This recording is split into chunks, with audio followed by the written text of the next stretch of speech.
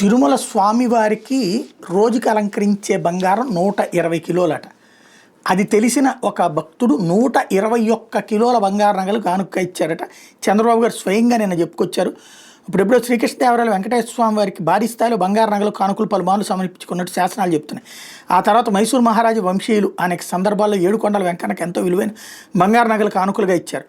వాటి ఇప్పటికీ స్వామికి అలంకరిస్తూ ఉన్నారు, వేడుకలు ఉపయోగిస్తున్నారు. ఇక ఎన్టీఆర్ హయాంలో ప్రభుత్వం తరపున శ్రీవారికి వజ్రకిరీటం చేయించారు. దాని విలువ 22 కోట్లు. శ్రీవారికి సంబంధించిన వివిధ ట్రస్టులకు 10 కోట్లు 20 కోట్లు విరాళాలు తరచూ అందుతూనే ఉంటాయి. కానీ ఇప్పుడు ఒక అజ్ఞాత భక్తుడు ఏకంగా 121 కిలోల బంగారాన్ని వెంకన్నకు సమర్పిస్తున్నారు.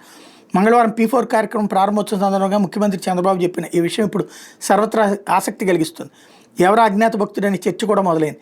వెంకటేశ్వర స్వామి భక్తులు ఒకరు కంపెనీ పెట్టారు. అది చాలా పెద్ద స్థాయికి వెళ్ళింది. ఆ కంపెనీలో 60% విక్రయించగా ఆయనకు 6-7 వేల కోట్ల రూపాయలు వచ్చాయి. ఈ సంపద తనకు వెంకన్న ఇచ్చిందని ఆయన నమ్మారు. అందులో కొంత స్వామికే తిరిగి ఇవ్వాలని నిర్ణయించుకున్నారు. 121 కిలోల బంగారాన్ని శ్రీవారికి కానుకగా ఇస్తున్నారు. దీని విలువ 140 కోట్ల నుంచి 150 కోట్లు ఉంటుంది. ఆయన నన్ను కలిసి ఈ మేరకు లేఖ కూడా ఇచ్చారు. తన పేరు మాత్రం బయటికి చెప్పొద్దని కోరారు. వెంకటేశ్వర స్వామికి రోజుకు 120 కిలోల ఆభరణాలు అలంకరిస్తారు.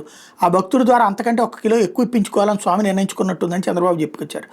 స్వామికి 120 కిలోల బంగారం అలంకరిస్తారని తనకు తెలియదని, 121 కిలోలు ఇవ్వాలని తన మనసుకి తోచడం విశేషమని అజ్ఞాత భక్తుడు తనకు చెప్పారని సీఎం పేర్కొన్నారు. ముఖ్యమంత్రి చెప్పిన ప్రకారం అజ్ఞాత భక్తుడు ఎవరో తెలిసే అవకాశం లేంటే ఇక ఆయన శ్రీవారికి 121 కిలోల బంగారాన్ని ఎప్పుడు ఇస్తున్నారు, ఏ రూపంలో ఇస్తారనే ప్రశ్నలకు సమాధానాలు తెలియాల్సి ఉంది. శ్రీవారికి అందులో ఈ భారీ కానుకను సంబంధించి టీటీడీ అధికారులకు సీఎంఓ నుంచి సమాచారం అందినట్టు తెలిసింది అన్నటువంటి వార్తని హైలైట్ చేశారు.